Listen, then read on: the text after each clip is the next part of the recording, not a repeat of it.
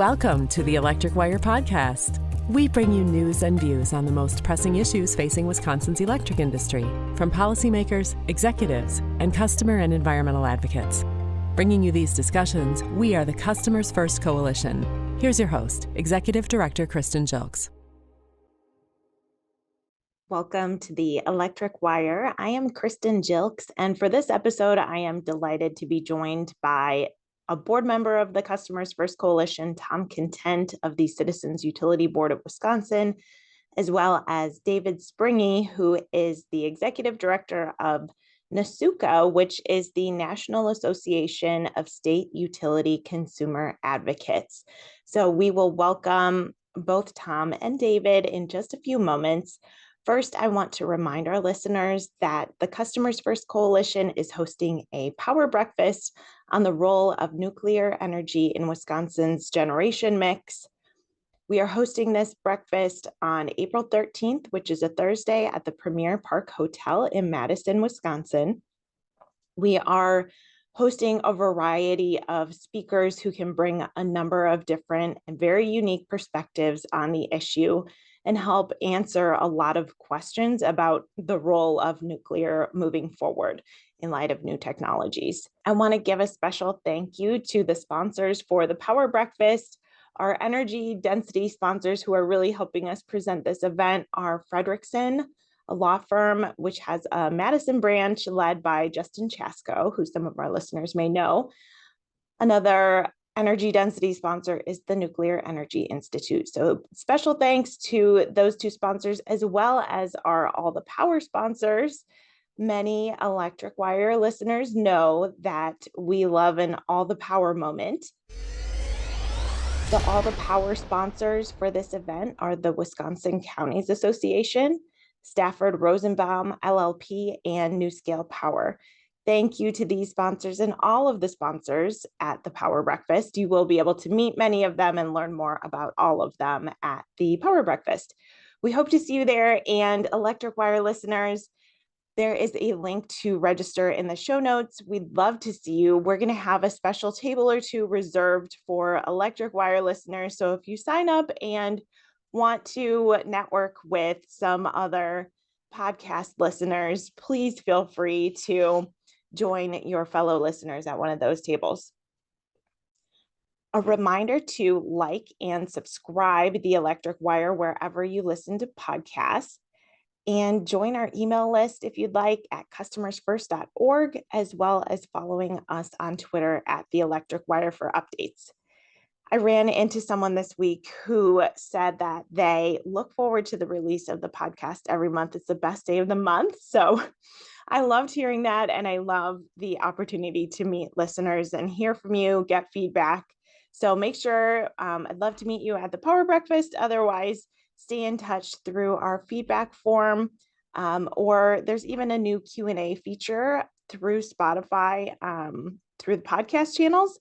So feel free to reach out that way as well. And without further ado, I will turn you over to my discussion with Tom Content and David Springe. Thanks for listening. Thank you to David Springe and Tom Content for joining me today. David is the Executive Director of the National Association of State Utility Consumer Advocates. Welcome, David. Thank you. A pleasure to be here.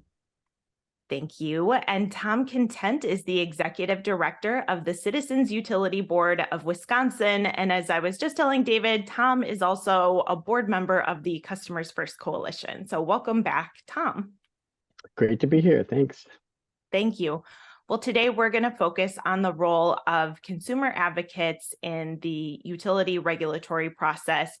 And I want to start out with a question for both of you. I want to know more about your background, more about how you got to your organization, and when you knew you wanted to start advocating for customers along your career path. David, I'll start with you. Oh, okay. Well, I started down this path about 30 years ago. I was in law school and doing a master's in economics, and that was the late 80s and early 90s, and it was sort of this high tide of interest in integrated resource planning, looking at energy efficiency and demand type products to meet consumer needs, as opposed to continuing to build generation plants, fossil fuel plants. Got interested in that, and one of the graduate TAs that I studied under at Kansas University went to work for the Kansas Corporation Commission, and so I followed him there on the econ staff, and ostensibly started writing Kansas's first integrated resource planning rules, which never ultimately got passed. But after about 4 years on the Kansas Corporation Commission, which is the Public Utility Commission in Kansas, I moved down to the Consumer Advocate's Office as an economist. 3 years later, they moved me up to counsel because I did have a law degree, and so I spent 13 years as the counsel. I loved every minute of it, was active in NASUCA, which is our national organization, was president of NASUCA from 2007 to 2009. So always active, but sort of just had a fascination with energy policy and, really the public utility commissions and that space, and the consumer advocates that practice in front of those commissions are really so important, and sort of invisible to most people. But it's a huge impact on consumers and consumer bills and consumer lives and energy policy in the state. So very much enjoyed that. And then in 2015, powers that be at the association called me and asked if I would come out to Washington, D.C. and run the national association. So I've been there since late 2015. Perfect. Thanks. Tom, let's get a little background on you before we start here too. I know I first met you when you were at the Journal-Sentinel. That's right. So I was a journalist for 30 years or so. I worked and I started covering the utility industry in particular in the late 90s when I was at the Green Bay Press Gazette, and then picked it up again when I was at the Journal-Sentinel and was just following this industry closely. But my connection to the energy world started when I was a kid because I was mystified by the long gas lines in the 70s. And was really actually did some in high school, was trying to research future energy technologies, like advanced transportation. Here we are with electric cars today, but when there was a vision for all that.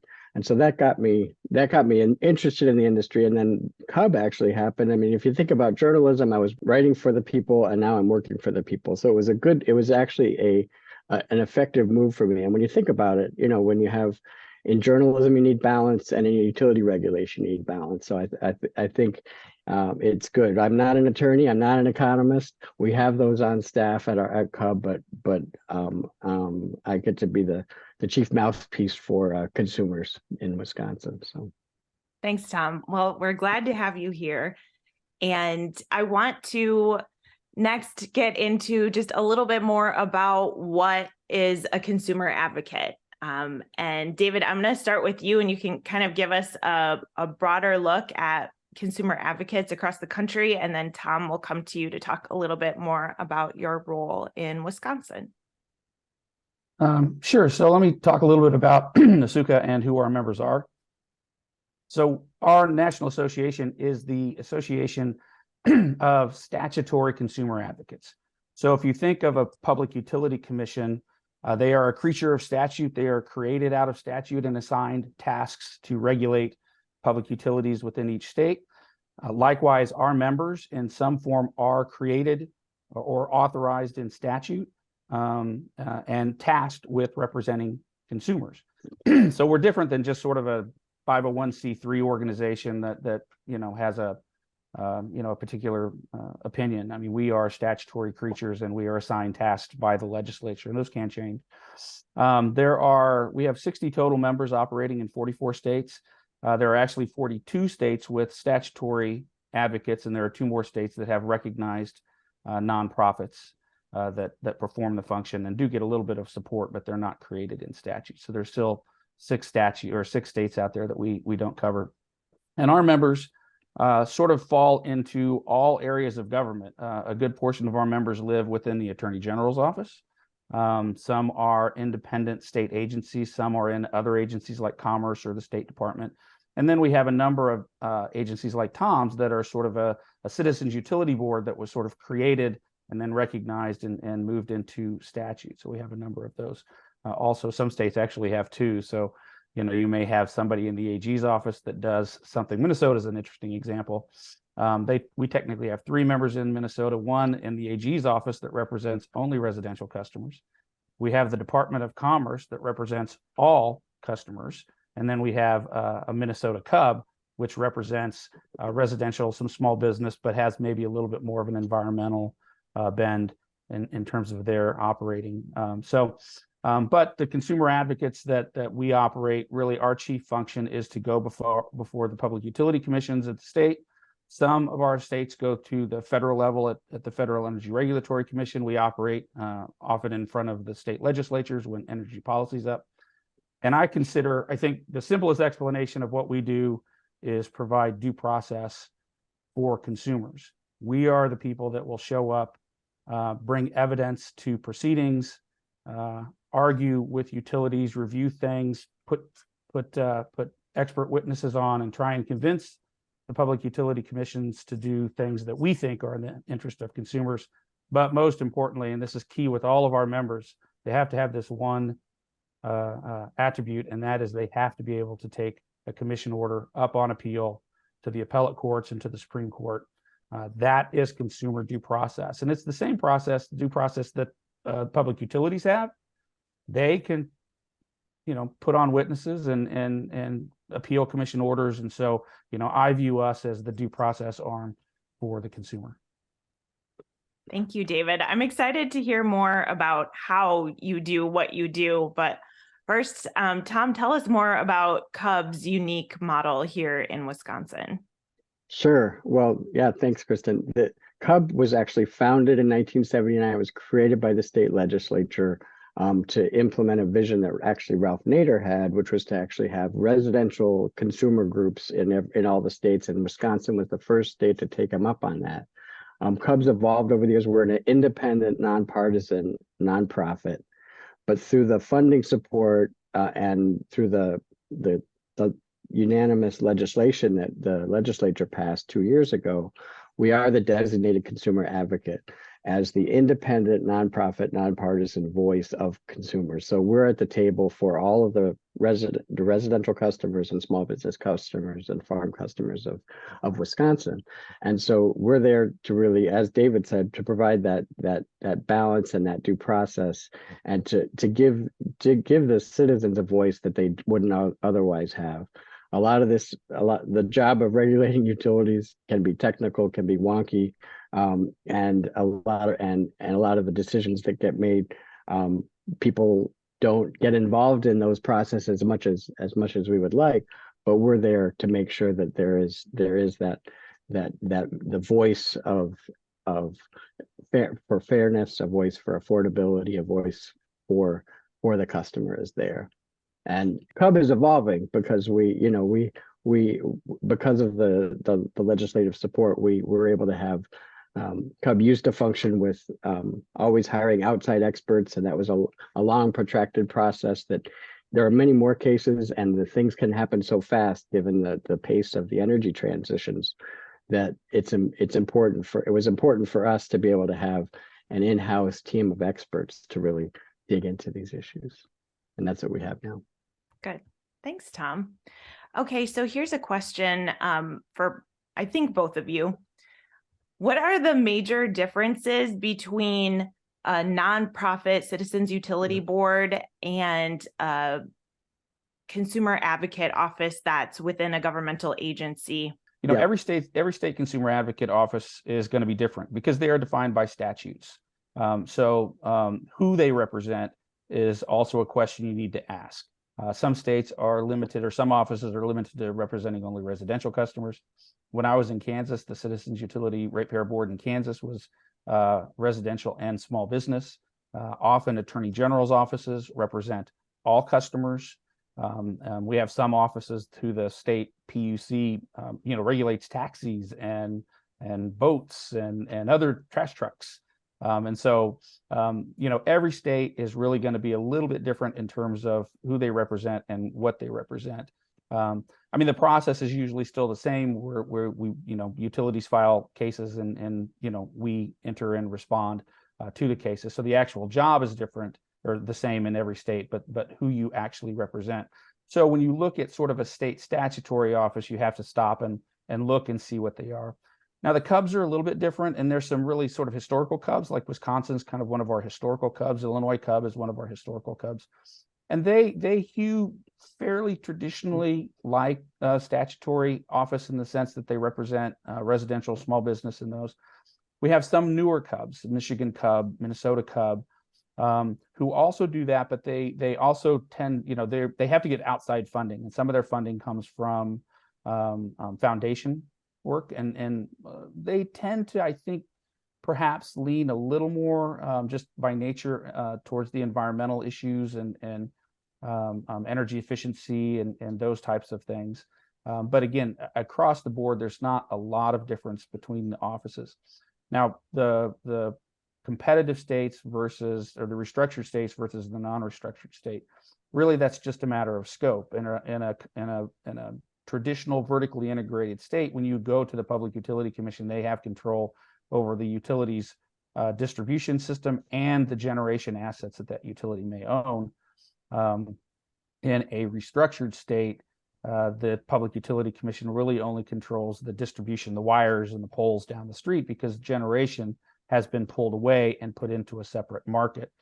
One of the challenges in the restructured states, and it's also a challenge in the non-restructured states, is that a lot of the decisions around generation and around big transmission lines get made in some sort of a regional process. So in Wisconsin, you are members of MISO, it's the Midwest Independent System Operator, that covers, the kind of the entire central area of the country from Wisconsin down to Louisiana. For a state consumer advocate, it's very difficult to participate in that piece of the process, which is unfortunate because a lot of the consumer bill is the generation, which is your energy, and the transmission, which is what's needed to get the energy to the local utility. And it's very difficult for our state offices to have participation in those sort of regional. So same tasking in a sense, slightly different focus because of what the local state Public Utility Commission may have control over. Are there organizations that intervene at the MISO level, though? So there is the organization of MISO states, and then the consumer offices often led by our Iowa counterpart actually get involved in a lot of those cases, but it's different than a different regional ISO. In the Mid-Atlantic region, PJM has a dedicated consumer advocate office for that for consumers in that region. And we're trying to get the Federal Energy Regulatory Commission to recognize the need to have consumers in that process and to create that type of office in the other regional organizations, because we need a voice there, just like we needed a voice at the state level PUCs. Yeah, that would be a big improvement for the Midwest. And in some ways, CUB's analogous to the more analogous than we ever have been to the state consumer advocate offices because of the statutory nature of our funding it helps us to remain independent and nonprofit and nonpartisan in this whole scheme. And in a purple state like Wisconsin, that's critical. And I think one of the decisions that Wisconsin made when they decided to form CUB is one of the alternatives they were thinking about back at the time, in the 70s and the energy crisis and everything else. They were thinking at the time of having elected public service commissioners, and that was another alternative on the table. And I think what the decision was made and that Wisconsin has stood by is let's not have elected officials overseeing that. So let's have this be not too much of a purview of raw politics, and even in some cases of state attorney general's offices, you can hear how the direction of an office or the oomph of an office, the forcefulness of an office as advocates, you can change depending on who that elected official is who's overseeing them. I know that's one of my favorite things getting into this industry was that it was seemingly less partisan than other areas of government. As with anything, there's a little creep in that regard, but these things happen. Yes. Okay, so I wanted to circle back on something I alluded to earlier. What are some of the key responsibilities and day-to-day functions of a consumer advocate? I know you're looking at utility rate cases, utility construction projects, and I just want to get a little bit better sense of, what you're doing on a day-to-day basis. Yeah, no, for us, it's really, because we have economists and experts, it's basically it's thinking about policy, learning from other state consumer advocate offices through webinars, trainings, dialogues with customers first members, in dialogues with other stakeholders. And with our settlements law in Wisconsin, the legislature has encouraged us to negotiate across the table from utilities. So we're in direct dialogue with the utilities. And so day to day, you're reacting to what you're often reacting because the utilities are putting proposals in front of the commission. So it fluctuates from month to month. It's right now, this time of year, where it's somewhat of an off cycle because the rate cases for 2020 to set rates for 2024 haven't started yet, but it's going to become very intense because we have all 5 investor-owned utilities will essentially be in front of the commission this year, 3 of them for full rate cases and 2 for reopeners. We won't be bored. But it is in this off period, it's trying to see what new policies and ideas we can come up with. But then so much of it does tend to be reactive because of the utilities are always not shy about putting new things in front of the commission, whether it's construction. We've had a lot of active construction. We've had active on policy issues such as electric vehicle programs, solar programs, as well as the rate cases, which are kind of the bread and butter. Thanks, Tom. David, did you have anything to add there? No, I think Tom hits, again, I think of it a little simplistic, but, when I was the consumer advocate in Kansas for 13 years and in the office 17 years.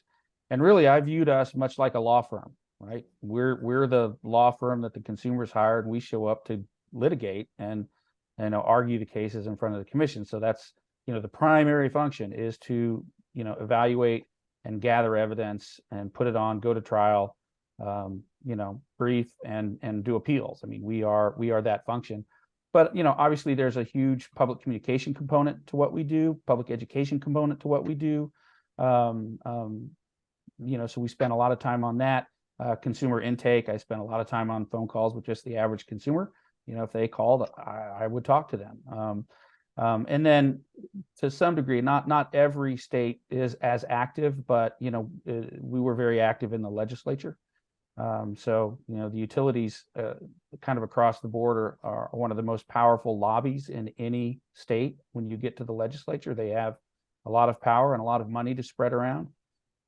So we spent, or at least I spent a lot of time at the legislature trying to oppose or at least fix, to the extent that I could, some of the bills that were being proposed and some of the broader legislative shifts around rate making, some of which were at least, when I started out, the utility showed up every 3 years for a rate case and went away. But we've gone through this huge period where the utilities have, through legislation or commission order, put more and more things into line items on the consumer bill called riders or something. But what that does is it makes recovery faster and easier for utilities. It shifts risks away from the utility management onto the ratepayer backs.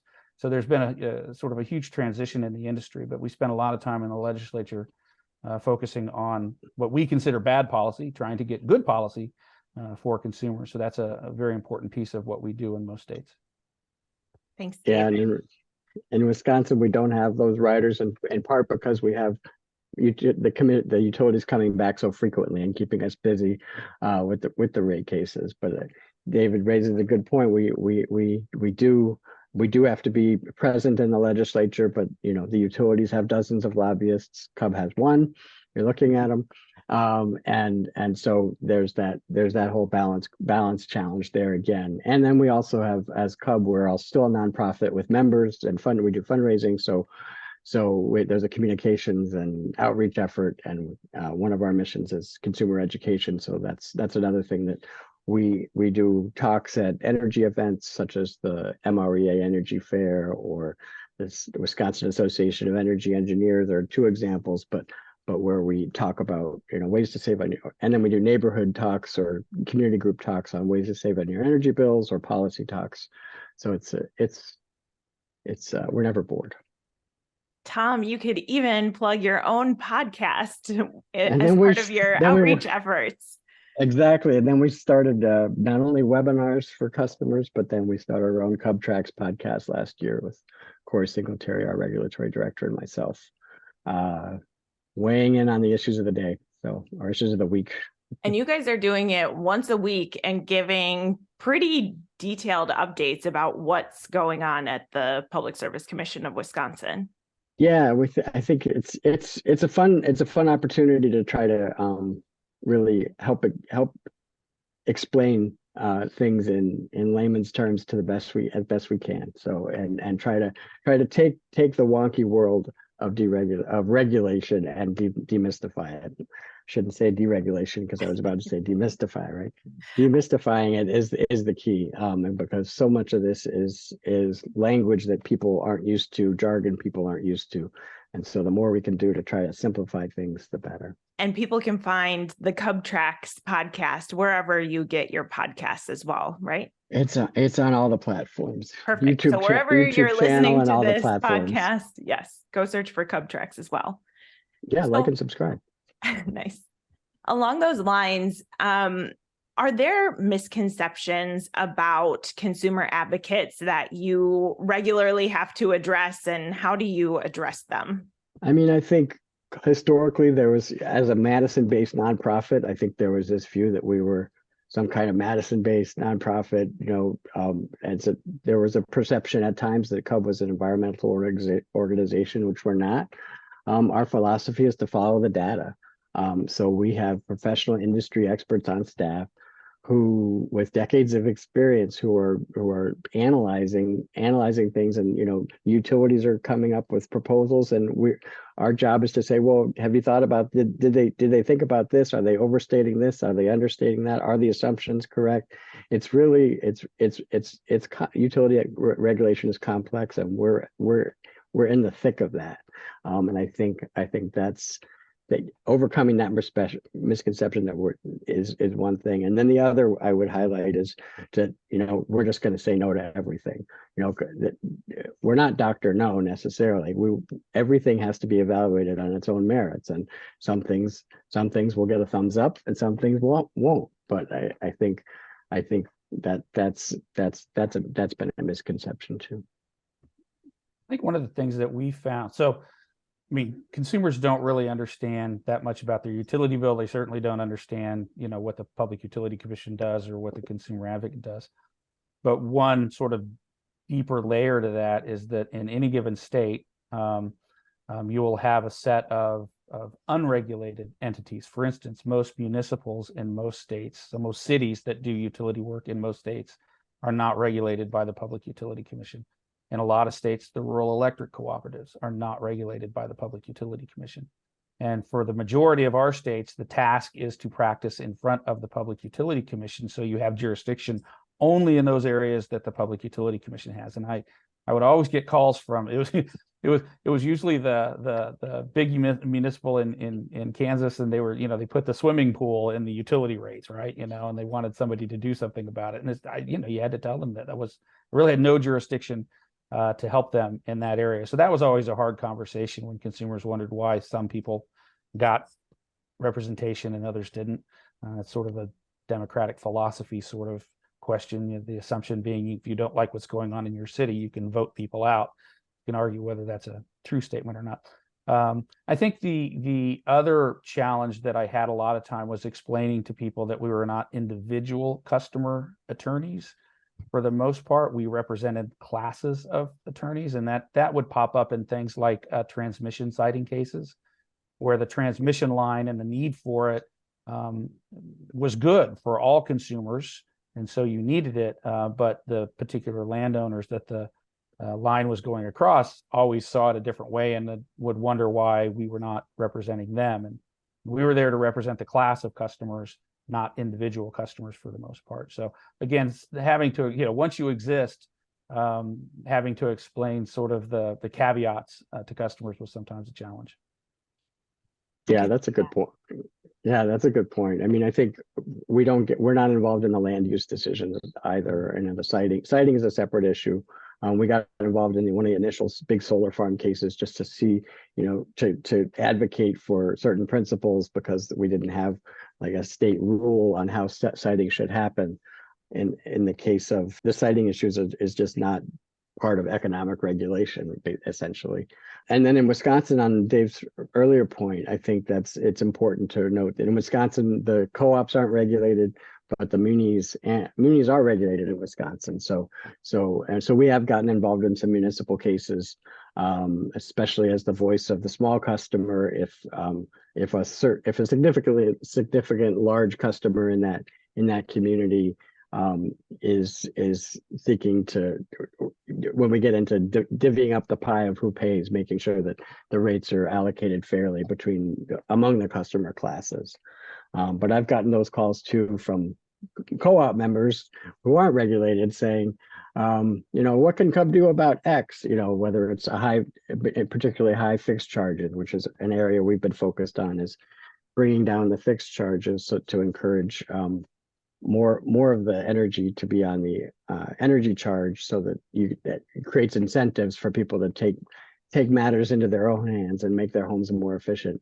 But the high fixed charges in the co-ops, I said, well, you're going to have to talk to your co-op board because they're not regulated by the PSC, and so CUB's role is limited there. Okay, I have several follow-ups.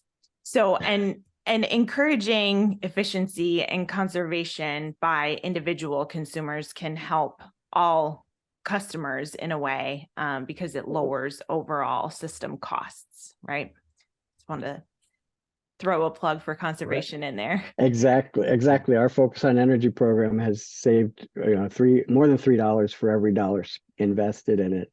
And the result of that is not just good for the customers who've been able to take advantage of that. It's basically pushed off the need for new power plants because of all that investment in energy efficiency. Perfect. And Helps one other everybody. follow-up, we mentioned the electric co-ops in the state of Wisconsin are not regulated at the Public Service Commission. The municipal electric utilities are regulated. But is there a difference or a reason why you would tend to be more active in investor-owned utility cases versus municipal cases? It's right straight to the fact that they have shareholders, that they have a fiduciary responsibility to maximize growth and profit. And so you get into the investor-owned utilities are always seeking the profit rates or the return on equity that at much higher at a premium, in our view, at a premium to the market and a premium, and that's why they get so much attention is that the municipal utilities are essentially serving their taxpayers as well as their members, right? So they're not going to try to have an exorbitant profit because these people have to. It's the same people paying the bills for taxes or utilities, but it's a different. These are private companies that have growth plans that are based on build because the way the system works too often is the more you build, the more you can charge, and so that's why it's important to not only be involved in those cases but also to try to convince the utilities and the state that maybe we need a different way of incentivizing the utilities so that they actually, as in performance-based regulation, where you can incentivize utilities for doing right by customers in the areas of affordability or customer service or reliability or energy efficiency, and not just have a business plan based on growth that pushes up our bills. I think that's at a time of high energy costs that we're seeing in Wisconsin and around the country. I think that issue is really pivotal. Thanks, Tom. And I want to throw in one question here about energy affordability. If you had to pick the top couple things you think would help make energy more affordable, what would those things be? David, do you want to start? Yeah, sure. So, I mean, obviously, in terms of the transition of the country to a cleaner energy service, there's a lot of infrastructure that needs to be built. It's going to cost a lot of money. I mean, there's just no way around that. One of the things that I think that we need to have a continuing conversation with consumers about is how we price electricity service. Consumers are used to having sort of a customer charge and then just a flat kilowatt hour rate. But we have to recognize that energy to your home at different times of the day and different seasons of the year costs more or less. And we need to be able to start giving some prices that give consumers an incentive to not plug things in or to turn down power when power is really expensive or when the system is really stressed. I think right now there's sort of a set it and forget it. You just plug things in, you go about your day. You're not really thinking much about prices. And so I think we need to spend some time getting consumers used to that. And the importance of that is 90% of the year we have way more capacity than we need.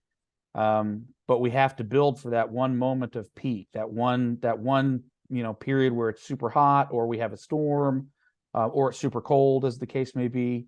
And if we can't get customers to respond a little bit around those areas to take some stress off the system, we ultimately just have to build a bigger system. And so ultimately, one of the ways that we, I think, can keep rates affordable over time is trying to get consumers to operate and use power in an efficient way and be more responsive when the system needs consumers to respond in that way. I would say the second part, it's a little wonky, but the investor-owned utilities right now, when you look, they make money by putting capital in the ground and they get paid a return on that money. That's the model. They're making money. So they have a pretty big incentive right now to use equity capital, which they earn anywhere from 9 to 12% return on. As opposed to using debt capital, which is actually cheap. And one of the things that I've argued across the country is that if we need to do a lot of expansion and we need to spend a lot of capital, we should be doing it with debt. Debt is cheaper than equity capital, and it's a way to accomplish the things that we need to accomplish while minimizing some of the ultimate rate burden on customers. You take some of that profit that is built into rates and you start minimizing that and using debt. I think that's a very important piece that we need to have a bigger conversation about too. Yeah, and I'll just pick up right there, because I think when I think about it like three forums for affordability. There's the PSC role, there's the legislative role, and then there's just the customer role themselves. And I think when I think about the PSC, I think I want to pick up on David's point. That's in our focus in the rate cases. It's really, can we bring down those profits that are much higher than the national average, and also shift more to the debt side to be more affordable for everybody. And then those are big ticket items within the cases themselves. And at the legislature, I think it's just a matter of giving the regulators the tools to actually address affordability, especially at this time of we've seen surging energy costs over the last couple of years, with not only the investments in the energy transition as well as rising commodity costs. What tools can we give the regulator? And I think of the stranded cost issue with the retiring coal plants, and the fact that we could be refinancing a much bigger portion of those bills of what's owed, so that utilities aren't profiting for another decade or more after a coal plant shuts down. That's one example. Better planning, and don't take away tools that we already have in the area of maybe competitive procurement for high voltage power lines. So those are some ideas there. And then just on the customer side, I think so often we think of for too long it was thought of, when we thought of affordability, we thought of it in the construct of an average price for the entire utility. But what we've been working on in the area of energy burden is try to focus on, let's take that and focus in on where on the basically the customers who are struggling the most. So with after our urging, the PSC is now requiring the utilities to submit annual reports about energy burden that get down to the zip code or even census tract level. And then from there, can we have dialogues on where we can actually make progress and really for a lot of energy customers, an increase of 6% or 10% in their annual utility bill is something that they can stomach. But for folks who are choosing between groceries or prescription drugs and all these things that are coming at them, it's a real challenge, and that's why we're excited to continue to work and glad that there's more organizations getting involved from the low income community to really have their voice in some of these proceedings as well. Thank you for that, Tom. And that makes me think of just two notes. First, I was listening to the CUB Tracks podcast and noted you guys had weighed in again on increased LIHEAP funding, which is funding for low income utility customers that comes from the federal government. So Customers First has been a big supporter of LIHEAP through the years as well, and appreciate your efforts on that there. And the other thing I wanted to note is that Tom has helped me put together this podcast, as well as we're going to work on a podcast dedicated specifically to energy affordability in the coming months. So look for that soon as well. I want to wrap up our discussion on clean energy. Has the clean energy transition and state and federal goals and laws, has that changed the way you operate? I'll let David speak to the national because there's the different organizations and different PUCs have different focus areas on this. And I think what's challenging is that if you're a data-driven organization, you're looking at what's the most affordable thing from a customer point of view. If you're the customer advocate, unfortunately, the dramatic drop in the price of solar over the past 5 to 10 years is an example where some of the interests of environmental organizations, utilities, and expanding their rate base and consumer interests can align. But the challenge, there are ways we can not pay too much, such as when we shut down those coal plants, try to produce as many savings as we can possibly get there. But the challenge is it can be somewhat of a bumpy ride because it's a steel for fuel transition, is what they like to call it, because a lot of the price of the solar is baked in to these upfront costs of the construction costs, and we've seen some of those costs come in a little higher. And then we've seen commodity cost pressures on the coal and natural gas side hit us at the same time. Yeah, and I would add that so the country is changing, right? I mean, it used to be, most states, or I think pretty much all states, were simply economic regulators. What do you need to build to meet the actual load? Did you spend the money prudently? It's sort of an accounting process, and you create rates. Now you've seen a big push in a number of the coastal states mostly, but you're starting to see it in the middle of the country too, Minnesota, Wisconsin, and some other places where they've changed the laws to add emission reduction targets, very aggressive in some instances, net zero by 2035, which is a super aggressive target. Well, when you change the objective function that you're shooting for, now, it used to just be like, how do we meet load? Now it's, how do we meet load and do it with resources that are no longer carbon emitting, or at least net carbon zero resources? That's an entirely different resource mix. It's an entirely different operation system. It's an entirely different set of investments that it takes to get there. So it's sort of complicates the job that we're trying to do by orders of magnitude. And then you have states, let's layer on top of an emission reduction. There are states that have net zero emission vehicle standards, like California. A number of the states have adopted the ZEV standards. A number of states have also added in to sort of the objective function list, equity and environmental justice issues. So then that affects sort of your processes, and it affects where and how you build resources. And so it really is, and again, I've been at this 30 years. When I started 30 years ago, it was almost like simple math, right? And now you're sort of into like, differential equations sort of level complications of trying to figure out how to meet. The utilities are trying to figure out how to meet all of these competing objective functions. And then us as the consumer advocates are also trying to figure out, at least in those states, how to meet those objective functions and maintain affordability and reliability and resilience. And then you have other areas of the countries that aren't statutorily driven in those. And so there's sort of a weird clash of I guess, philosophies and statutory obligations sort of in the states that's playing out.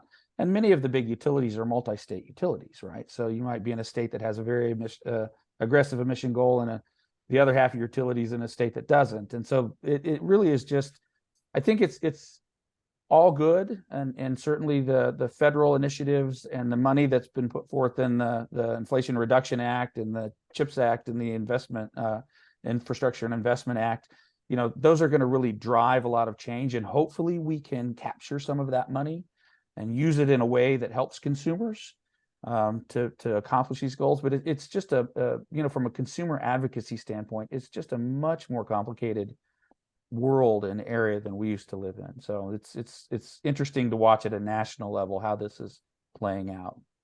Yeah, it's really a different kind of calculus, as David said. And in Wisconsin, we're that classic purple state, right? We've got a governor whose office has developed that sustainability and clean energy plan. We have a legislature that is more focused on pocketbook, and we have more of that traditional economic regulation construct here. But yeah, if you look at the utilities that we interact with day in and day out, year in and year out, they all have aggressive carbon reduction goals, and they're doing that for economic reasons. They see cost savings potential and also cost opportunities for themselves. And so we that's where we have to have that intersection of just trying to make this transition as cost effective and customer focused as possible. Thanks, Tom, and thanks, David. Thank you both for the work you're doing on those issues. All right, before we get to our final question, Tom, you are going to be on a panel at the Customers First Coalition Power Breakfast on April 13th, and this panel will discuss the role of nuclear power in Wisconsin's generation mix. I don't think we're going in with any predetermined message or outcomes. We're looking at the facts and the incentives that are out there, the new technologies, and just want to hear from a variety of stakeholders about the costs and benefits of where we're at with nuclear and where we could go. So I wanted to see if you wanted to give a little preview of the discussion on the industry panel that you'll be sitting on. Oh, sure. Yeah, no, I'm actually looking forward to hearing the perspectives on the panel. When it comes to CUB, we want to look at how any energy technology stacks up from a cost perspective. So we don't prejudge anything. Our focus is, as I said, on the cost.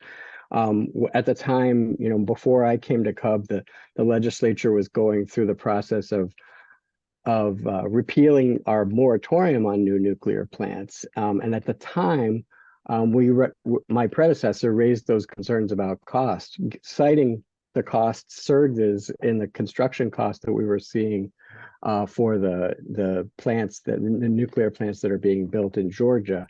And since that time, I think since his testimony, my predecessor's testimony years ago, those costs have gone up and away much higher since then. And so, we want to ask this, when it comes to this, we want to ask the question, is this the best use of customer dollars? And what we don't know about emerging technology is we don't know what we don't know. We don't know, is there going to be some kind of super technology for energy efficiency, or more likely, is there going to be advanced batteries with different battery chemistries that are able to do more longer duration storage, whereas maybe today's battery technology is lithium ion, that for everything from our computers to our electric vehicles to the solar and storage battery projects that are going to be built in Wisconsin. But the long duration storage, which some of our utilities are already are researching in conjunction with the Electric Power Research Institute, is another element out there that has to be considered.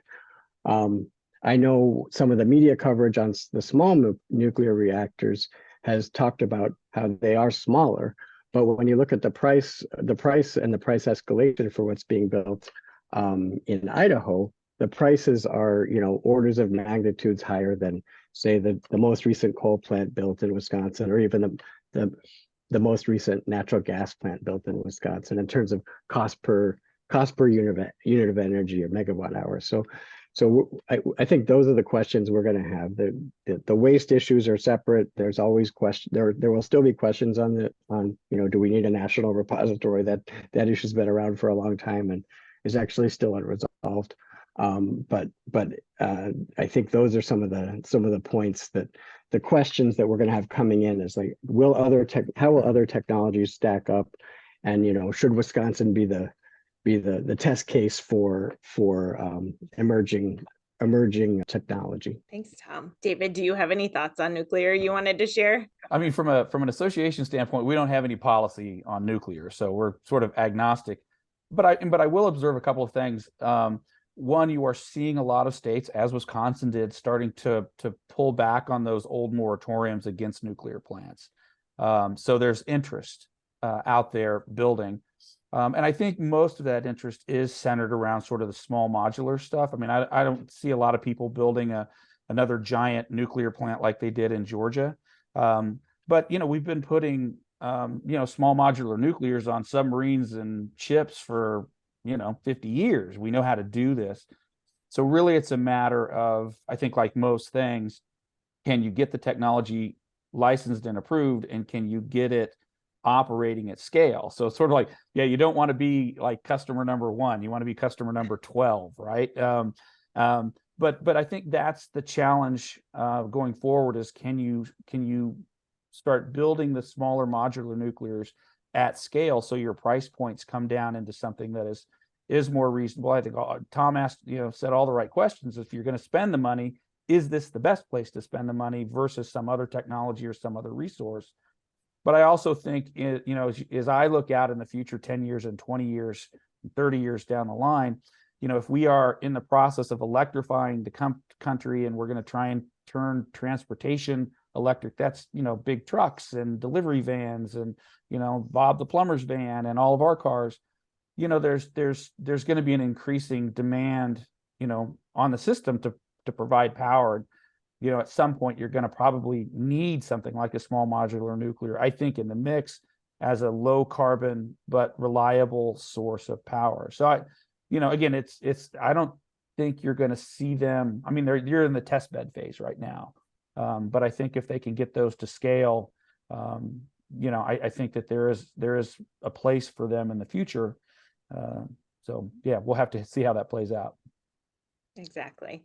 Well, thank you both for that. And now our last question that we ask all of our podcast guests: if you had all the power in the industry, what would you do with it? That's such a tough question because it is such an integrated system. It's not like you can pick one thing and go, I can fix that, without a lot of other things happening. Really, I think you can attack this from a lot of ways, but one of the big areas that I see as being just super problematic that I would like to fix, if possible, is just figuring out how we can actually build infrastructure, build things like transmission lines or even natural gas pipelines. We need to shore up that system.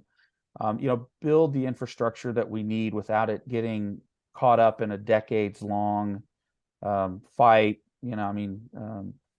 I think that's one of the biggest challenges that we're going to have, because if we have any hope of meeting some of the carbon reduction goals that a lot of the states and have put in place, you really do need to build some of that. You need transmission lines, both sort of local, near term, but also to move large utility scale renewables from the center of the country, or solar from the southeast or the southwest. You need to be able to move that power around and interconnect. One of the things you learned in Winter Storm Uri 2 years ago was that being able to move power from different parts of the country as a resilience and reliability measure is really important. We really sort of need to, we need to sort of add the new highway system, I guess, in a sense. And those are very hard things to do. Crossing state lines, landowner issues, environmental issues, NEPA issues. I mean, there's a whole lot of very good and very important issues, but those things just make it virtually impossible to really get some of the big projects done that I think, from a national perspective, this country really kind of needs to happen. So if I could probably fix something, I'd fix that. Thanks, David. What about you, Tom? This is always a tough one, and I'm trying to remember what I said on the last time I was on, so I'm not doing the exact same thing, but I think one of the things that is so striking is how rapidly the industry is changing, and how much this utility industry that was a pretty wonky thing for a lot of us coming into this 10, 20 years ago, how it's at the intersection of so many things. At the intersection of affordability, of environmental considerations, of extreme weather affecting reliability, and all these things, and how it, as well as equity and affordability and concerns of energy insecurity, that I think we need to have more players in the room. In other words, it used to be a certain set of players that thought, well, I think we have all the answers. We've got this. We can take care of this. But I think it takes more people in the room. It takes and different voices than we've traditionally been hearing. And so it gets me back to one of my core philosophies, which is, if we can have more participation in these decisions, whether it's through stakeholder dialogues, whether it's through policy collaboratives, whether it's just through public engagement with energy consumers, if I had the power, I would demystify this industry and put everything in layman's terms and bring people in, so that, because more participation in the decisions that are being made about how the energy unfolds is going to create better decisions for everybody and a better energy future for both the electric side and, as we look ahead, the transportation side too. Agreed. Well, thanks to you both. For those of you watching on YouTube, you might notice that I have a different background than I did at the start. Thank you so much to Tom and David for bearing with us for some technical difficulties midway through recording, but we got there, and hope you all enjoyed listening to this episode. I really enjoyed speaking with both of you. Thanks for the opportunity. A pleasure. Yeah.